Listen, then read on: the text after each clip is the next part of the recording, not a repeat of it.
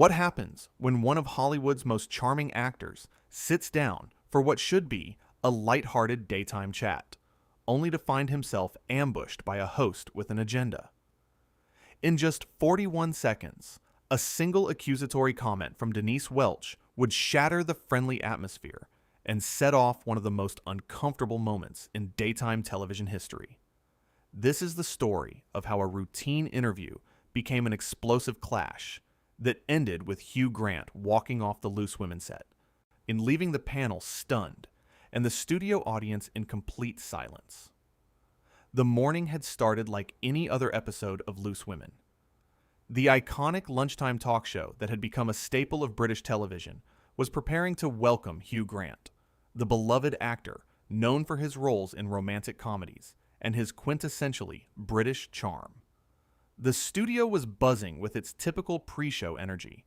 Cameras were being tested, lights were adjusted to perfection, and the makeup artists were putting final touches on the panel. The iconic set with its bright orange sofas gleamed under the studio lights, ready for another day of lively discussion. The panel consisted of Denise Welch, who was leading the interview that day, alongside regular panelists Ruth Langsford, Nadia Sawalha, and Kay Adams. Each of them had their own distinct personality that contributed to the show's dynamic. Ruth was known for her warmth and diplomacy. Nadia brought passion and empathy to every conversation.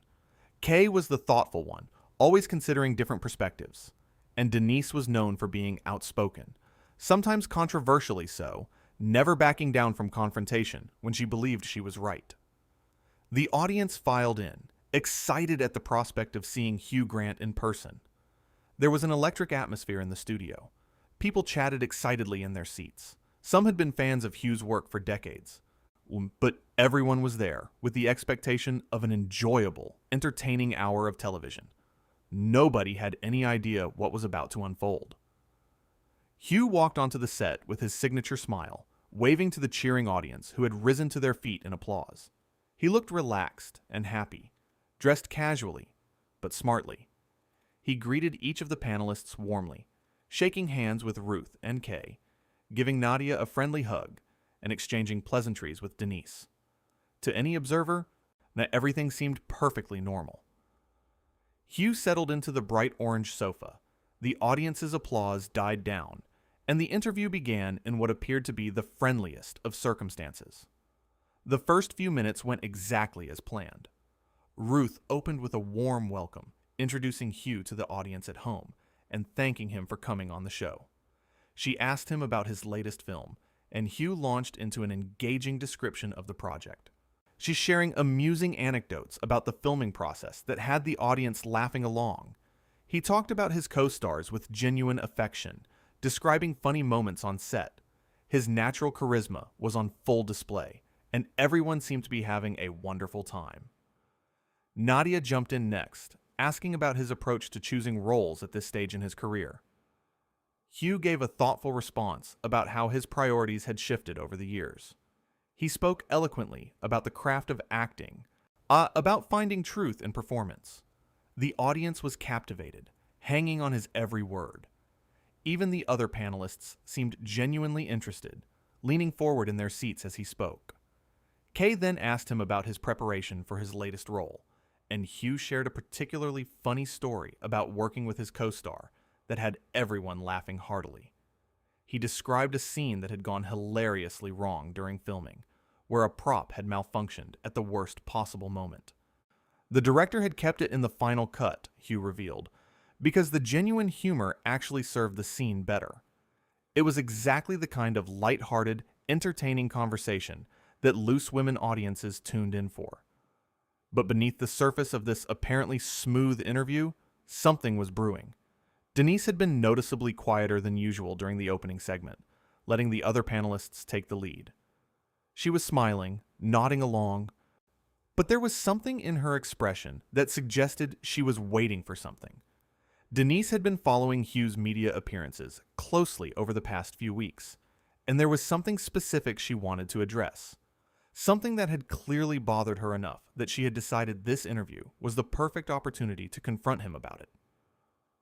Just days earlier, Hugh had appeared on a popular podcast where the conversation had turned to the topic of media intrusion and celebrity privacy. It was a subject Hugh felt strongly about. In the podcast, he had spoken candidly about his frustrations with what he saw as increasingly blurred lines between public interest and private life. He had talked about photographers camping outside his home, about tabloids making up stories about his personal relationships, about feeling like his children couldn't have a normal childhood because of constant media attention. His comments had been measured and thoughtful, not attacking any specific journalists or publications. Most people who had listened to the podcast had found his perspective reasonable. But Denise, who prided herself on her straight-talking approach, had interpreted Hugh's comments differently.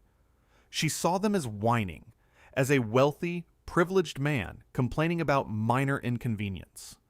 And she had decided that she was going to call him out on it. The shift in tone happened suddenly and without warning. Kay had just asked Hugh about his favorite memory from filming, and he was in the middle of sharing a genuinely heartwarming story about working with a young child actor on set. He was describing how nervous the child had been on their first day, and how Hugh had spent time helping them feel comfortable.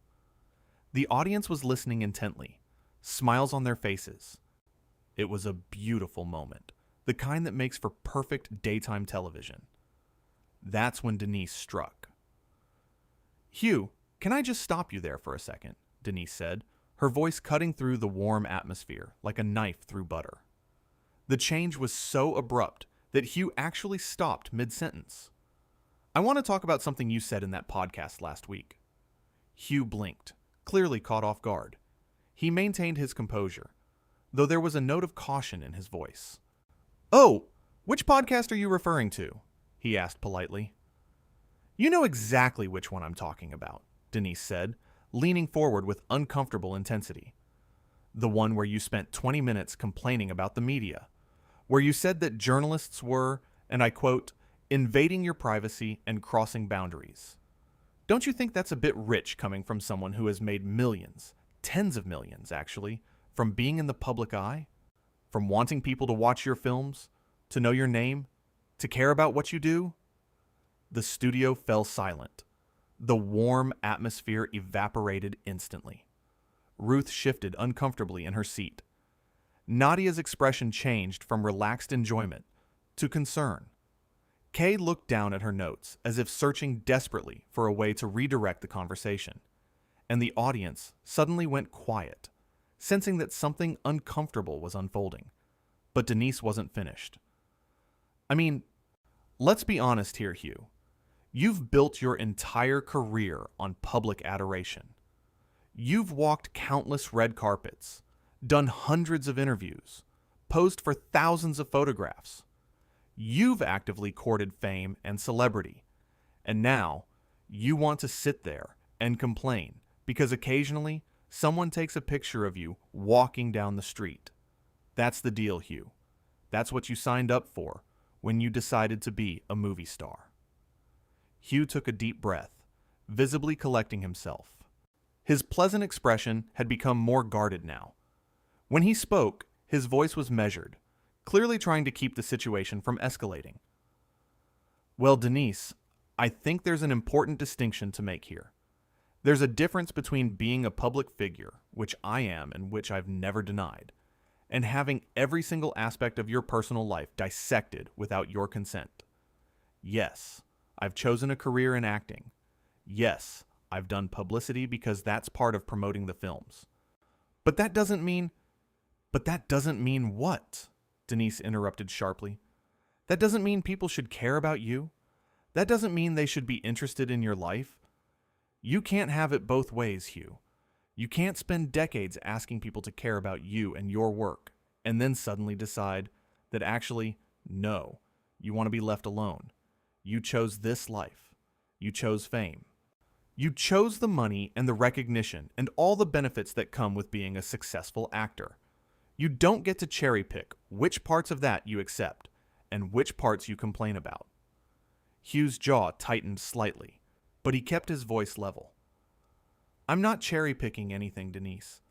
I'm simply saying that there should be boundaries. Basic human boundaries that apply to everyone.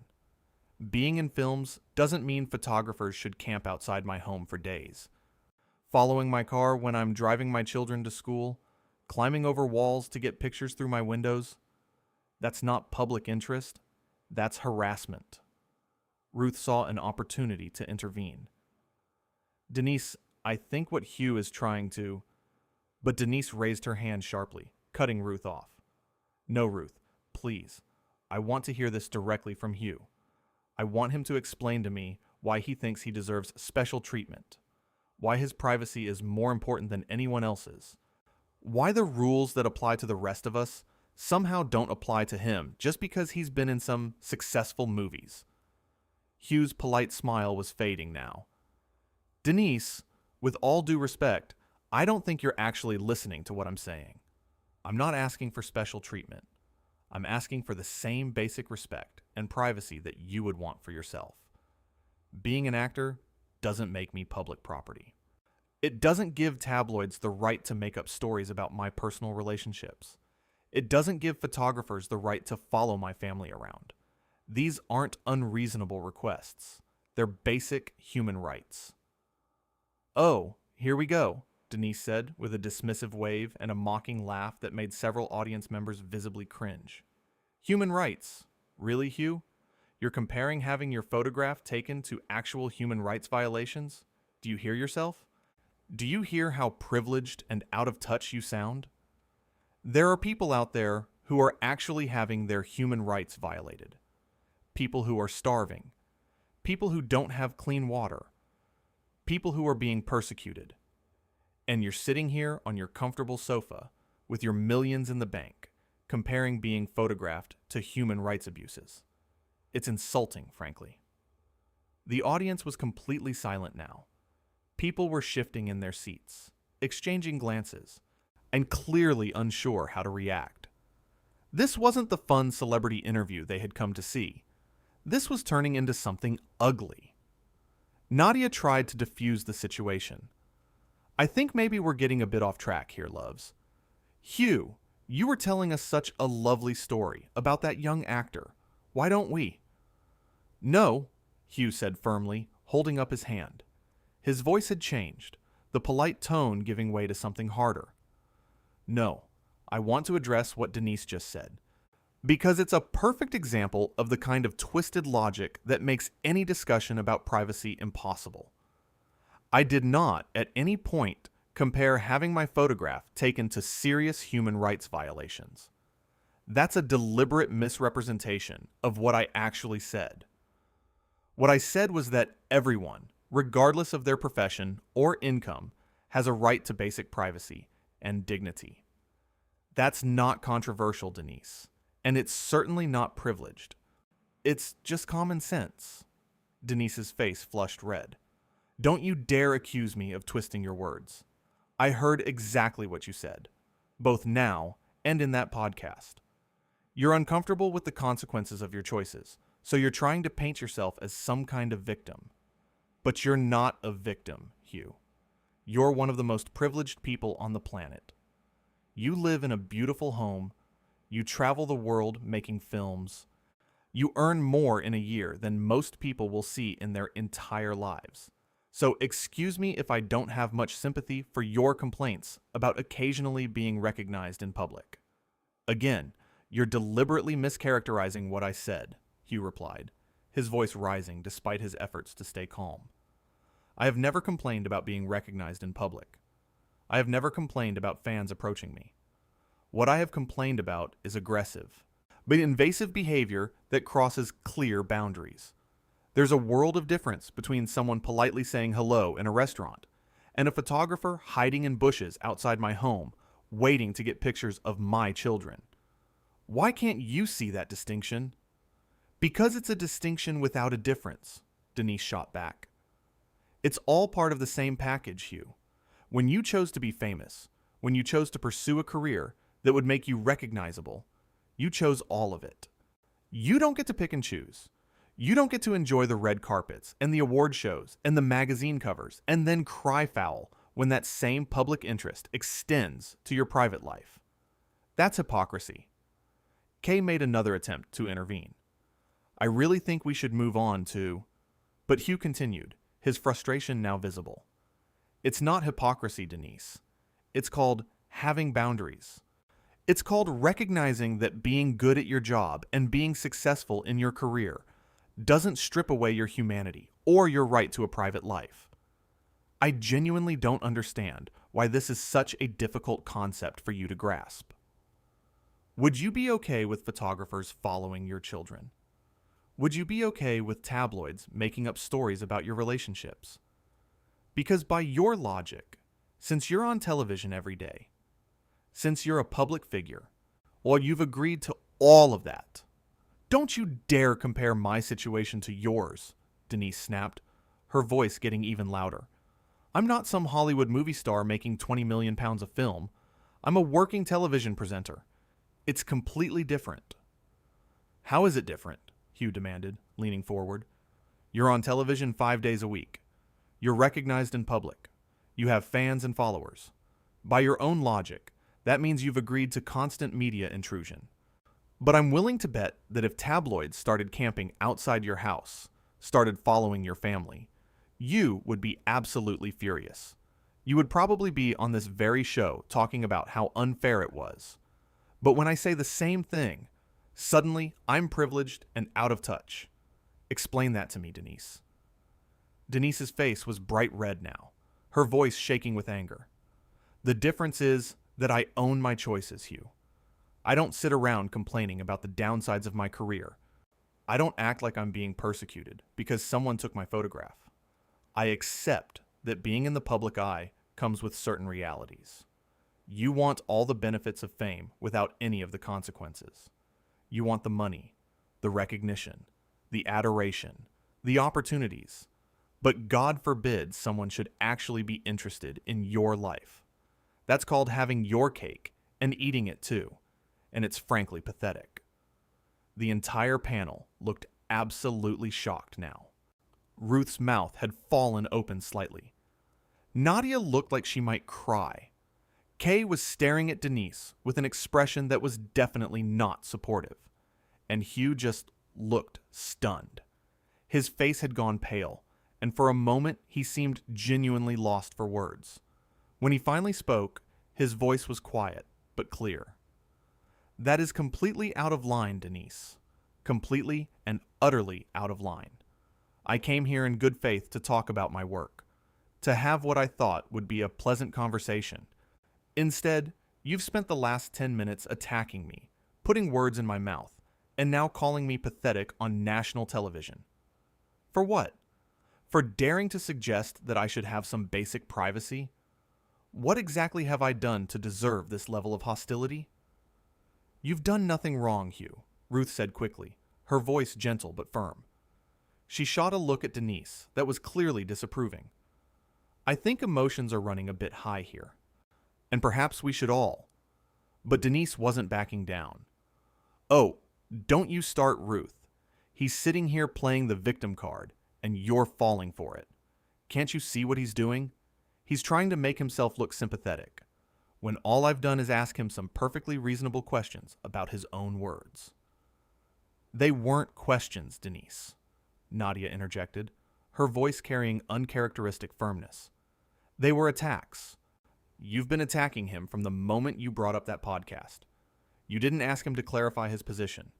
You accused him of being privileged and out of touch and now pathetic. That's not interviewing. That's bullying. Bullying? Denise said incredulously. Are you serious right now, Nadia? I'm bullying him? He's a grown man who makes millions of pounds. How on earth could I possibly bully him? Because bullying isn't about power or money, Hugh said quietly. I'm standing up from the sofa. His voice was calm now, almost eerily so. Bullying is about using your position, whatever that position might be, to make someone else feel small, to attack them for things they didn't actually say or do. And that's exactly what you've been doing for the past 15 minutes. Oh, so now you're leaving, Denise said with a mocking laugh. That's very mature, Hugh. You can't handle a little bit of pushback, so you're just going to storm off? That's exactly what I'm talking about. You want everything on your terms. You want softball questions and admiring comments, and the moment someone challenges you, you throw a tantrum and leave. Hugh stopped and turned to look at Denise one more time. The studio was so quiet you could have heard a pin drop. When he spoke, his voice carried across the entire space. I'm not throwing a tantrum, Denise. I'm making a choice. I'm choosing not to sit here and be verbally attacked by someone who has clearly already made up her mind about me, regardless of anything I actually say. You haven't asked me a single genuine question this entire time. You've created a version of me in your head, and you've been arguing with that version. I can't have a conversation with someone who isn't actually listening. So yes, I'm leaving. Not because I can't handle pushback, but because this isn't pushback. Das. This is hostility for the sake of hostility, and I won't participate in it. Hugh, please, Ruth said, standing up as well. I'm so sorry about this. If you could just... But Hugh shook his head gently, though his expression softened when he looked at Ruth, Nadia, and Kay. I appreciate that, Ruth. I really do. And I want you all to know that this isn't about you. You've been nothing but lovely. But I think it's best if I go. This has become completely inappropriate. He turned back to Denise. I genuinely hope you figure out whatever it is that's making you so angry, Denise. Because this level of hostility towards someone you don't even know isn't healthy. And it's certainly not professional. I came here to talk about my film. Instead, you've spent the entire time attacking me based on a fundamental misunderstanding. That's not journalism. That's not good television. And it's not kind. Don't you dare patronize me, Denise snapped. You don't know anything about me, Hugh. Nothing.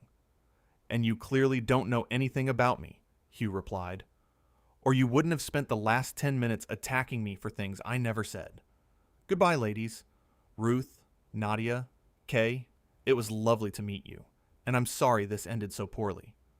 As Hugh began to walk off the set, Denise called after him. This is exactly what I'm talking about. You can't handle a little bit of pushback, so you throw a tantrum and leave.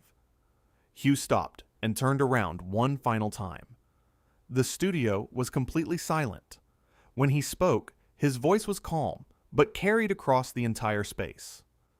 Pushback is when someone disagrees with your point of view and challenges it respectfully. What you've done is launch a personal attack based on a fundamental misunderstanding of what I actually said. Those are not the same thing, Denise. And the fact that you can't tell the difference is genuinely concerning. Before Denise could respond, Hugh walked off the set, disappearing behind the cameras. The silence that followed was deafening. The camera operators didn't know where to point their lenses. The audience sat frozen, unsure if they should clap or remain quiet. And the panel looked absolutely stunned. Ruth was the first to try to salvage the situation. Well, that was certainly unexpected, she said, her voice shaky. We'll take a quick break and be right back.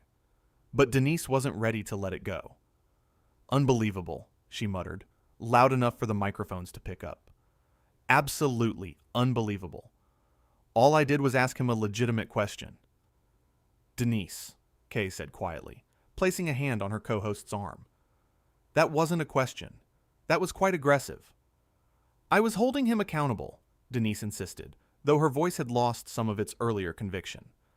Celebrities need to be called out when they...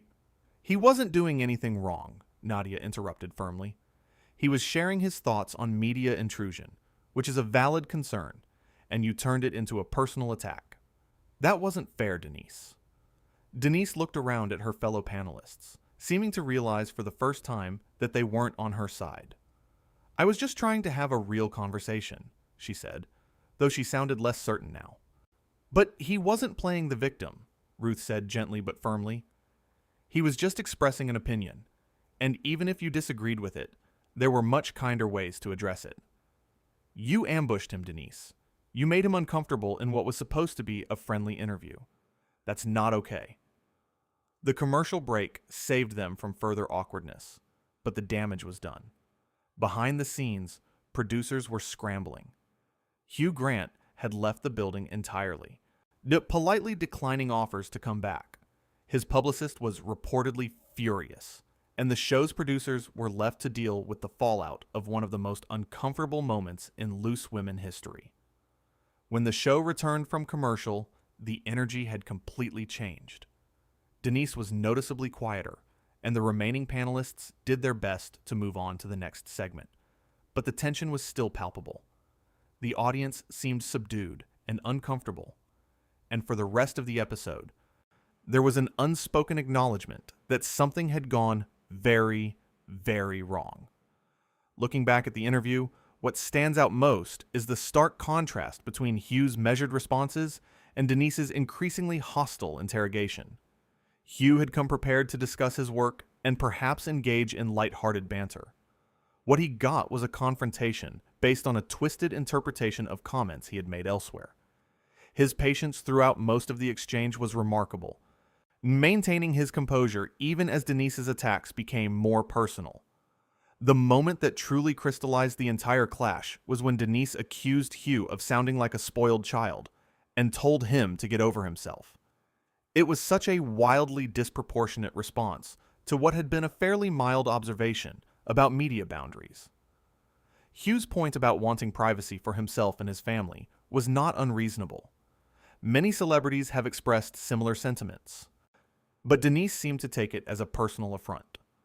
What made the situation even more uncomfortable was Denise's refusal to let the other panelists redirect the conversation. Multiple times, Ruth, Nadia, and Kay tried to steer things back to safer ground, but Denise kept pushing, kept attacking. Her behavior suggested that this wasn't really about the podcast comments at all. It felt personal, as if Denise had decided before the interview even began that she was going to take Hugh down a peg. The other panelists' reactions were telling. Ruth, Nadia, and Kay were clearly mortified. Their attempts to intervene, their uncomfortable body language, and their eventual support of Hugh all indicated that they recognized Denise had crossed a line. When Nadia and Ruth directly challenged Denise after Hugh left, pointing out that her behavior had been unfair, it was a rare moment of on-air disagreement between the Loose Women panelists. Hugh's final words before leaving were particularly powerful. His distinction between pushback and personal attack was spot on, and his calm delivery stood in sharp contrast to Denise's shouting. He didn't lose his temper, didn't insult Denise back, and didn't make a dramatic scene. He simply stated his position clearly and left with dignity. That kind of restraint in the face of such hostility is not easy. The irony of the situation was almost painful. Denise, who has been open about her own mental health struggles and has asked for compassion from the public, showed no such compassion to Hugh when he expressed concerns about privacy and boundaries. The double standard was glaring. If Denise can ask for empathy and understanding, why can't Hugh ask for basic privacy without being called spoiled and entitled? The whole incident served as a reminder that being in the public eye doesn't strip away someone's humanity. Hugh Grant is a famous actor, yes, but he's also a person with legitimate concerns. Having a successful career doesn't mean you've agreed to have every boundary violated, and expressing discomfort with invasive behavior doesn't make someone spoiled. It makes them human. The moment Hugh Grant walked off the Loose Women set marked one of the most dramatic exits in the show's history. It was a clear statement that even patient guests have their limits. It demonstrated that maintaining dignity sometimes means removing yourself from a toxic situation, and it showed that standing up for yourself doesn't require shouting or dramatics, just clear communication about what is acceptable.